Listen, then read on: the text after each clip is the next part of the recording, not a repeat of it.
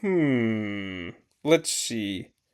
I've asked my friends, I've asked, Sociedad Honoraria Hispánica. and I've asked family friends. What now?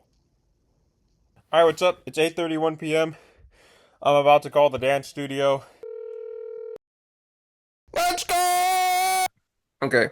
Hello, everyone. Welcome back to. Oh, okay. All right. All right. Hello, everyone. Welcome back to another episode of the Voces del Coqui podcast. Today we have a very special guest. Um, this is Jose Velez. Um, he owns a small business or local business where he teaches multiple types of Hispanic dances to other people. So, Mr. Velez, why don't you introduce yourself? Pleasure. Thanks, Jack. Yeah, so again, my name is Jose Velez. I own Feel the Music Dance Studio, which is in Rainbow and Westcliff in Las Vegas, Nevada, and the Summerlin area. Been doing dance for many, many, many years. I teach 13 different dances, but my primary dances are salsa, merengue, and bachata. So, just to start off, so were you born in the U.S. or were you born in another country? I was born in Puerto Rico, which is obviously a commonwealth of the United States. And well, in 1970s, um, there was a lot of Puerto Ricans who migrated to the United States, especially to New York City. Originally, my father used to play. Uh, my father's a musician who used to play several different instruments. One of the people he used to play for was a gentleman by the name of Tito Puente, who today is still known, even though he passed away, he's still known as the Mambo King. So he played salsa for him. And then he had a personal dancer. Tito Puente had a personal dancer named Eddie Torres. And at age 5, I got an interest in all types of music, primarily uh, piano, saxophone, trumpet, and then I also I love dancing. So Eddie Torres took me under his wing. And when we moved to the United States, we moved to Brooklyn, New York. Grew up in the projects there in Brooklyn, and but was taking dance lessons and fell in love with all aspects of Latin culture, but definitely gravitated towards Latin dance. All right, that's really cool. So how did you start getting into the business side of it? Well, again, I started taking classes at 6 officially. I started taking classes, and Eddie Torres had made, he said, look, there's two avenues that people take. They either, if they're serious in dancing, they either become teachers or they become performers. He said both are a lot of fun, but uh, if you want longevity to be your final result, then you probably want to lean towards the teaching side. When he said that to me, I did perform a lot as well. Went all over the world, performed in over 60 countries. I've got the opportunity to teach in over 30 countries. Um, but I definitely love the teaching aspect because I just love to see someone who goes from I don't know anything and in a couple of months they're feeling comfortable, they're going out dancing. So it was just a great opportunity. I mean, my logo today, or slogan today, is changing lives one dance at a time, and that's basically what I was doing from day one. I saw how I was changing people's lives through dance, and decided then, well, you know what? I worked for Eddie at his dance school. Then I started working for Arthur Murray and Fred Astaire and their dance schools. And by age 19, I just decided, you know what, it's time for me to open up my own. So at age 19 is when I opened up my first studio. And by age 25, I had three dance studios in New York. So is this all around the country right now? Pretty much. Well, I don't officially have my own dance studios all around the country, but I have been able to do what Eddie did with me, which was he taught me an amazing skill. I taught some other students that amazing skill and helped them to open up their dance studios throughout the United States as well. But they're not officially mine, but I call them my offspring, so to speak, right? They were former students who decided to open up their dance studios as well. Great to hear. So the dances you mentioned, salsa, bachata, and merengue. Do you have a favorite one? You said salsa, was it? Or Absolutely. Absolutely. Salsa is my favorite. Little history on them. I mean, merengue and bachata both come from the Dominican Republic. Um, that's where their dances originated from. Uh, Specifically, bachata was considered like the forbidden dance. Most people who was dancing bachata was considered low class, but um, now bachata has become such an amazing Latin dance that everyone around the world is dancing it. Again, so merengue bachata come from DR, and then salsa, on the other hand, is a conglomerate of many different nations.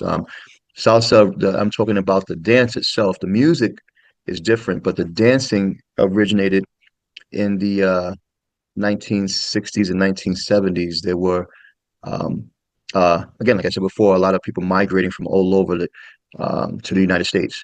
So you have people from Puerto Rico, from Dominican, from Mexico, from Cuba, all migrating, and a lot of them came in the 60s and 70s to New York. And the Latinos, the Hispanics who moved from these countries, um, they there was two major dances in the United States that were popular, which was swing dancing and hustle dancing, which was disco music. And the Hispanics gravitated to those dances because they had a lot of turns and a lot of turn patterns. So what they did was um, they adopted some of those turn patterns and put them into their cultural dances. So like for Puerto Rico, we have dances like La Bomba, La Plena. We took the turn patterns from hustle and swing and put them into our dance. Colombians are known for cumbia, and Mexicans also for cumbia, and they took the turn patterns from hustle and swing and put it into their cumbia. And you have your Cubans who have many different dances, such as cha-cha-cha and rumba, and they also took those turn patterns from hustle and swing and put them into theirs. And that mixture of all these Latino dances with these two American dances, with a huge influence also from Africa, where most dances come from, that mixture created a sauce, and that's what salsa means. Chips and salt. Salsa means sauce, just like we say chips and salsa, it's chips and sauce, and that's where salsa gets its name from.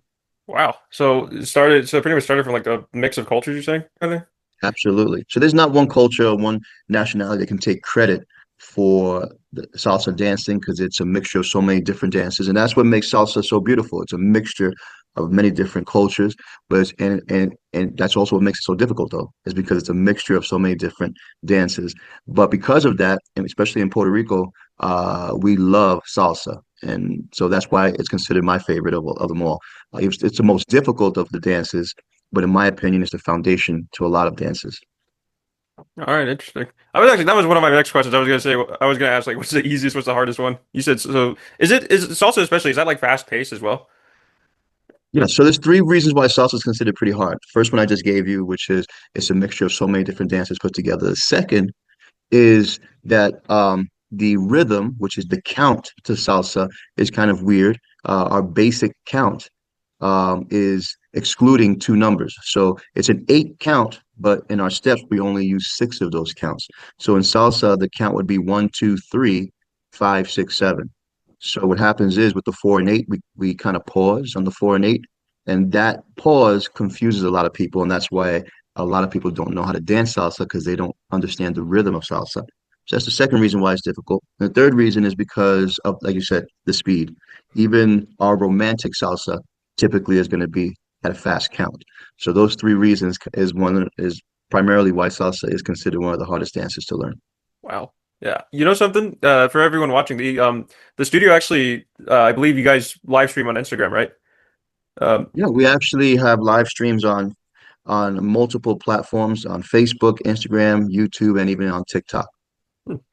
no joke. Before before I did contact you, I was checking out your one of your live streams and I actually did see the one, two, three, five, six, seven. It was really interesting. So wow, yeah, I didn't know that was salsa. So a lot of really interesting stuff.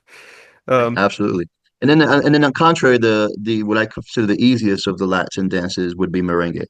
So merengue also has an eight count, but merengue is literally, I tell people if you can walk, you can merengue because literally merengue is walking to a count. So I primarily tell beginners that'd be a great, first class to try out, see if you like dancing in general. And then, you can go from there. So, merengue is the easiest, bachata would be probably the next easiest, and then, like I told you before, salsa could be considered the hardest. all right, I'll start with Merengue then. Yeah, first class if I ever go. Yeah, Yeah, you guys absolutely. offer you guys all still offer the first free class? So Yeah, I mean, I've been doing that for the past 40 plus years. I've had dance studios. I have, a lot of dance studios will show their accolades, their awards, all the stuff, and again, I'm not saying there's not a place for it. I have lots of accolades as well, but if you come to my dance studio, you won't see any of that because I always tell people, um, the accolades don't mean anything if you don't enjoy the classes. So, what's the best way to get people to enjoy a class? Have them come and try a free class and see. So people always ask me, well, what's the catch to the free class? I said the catch is you're gonna like my teaching style.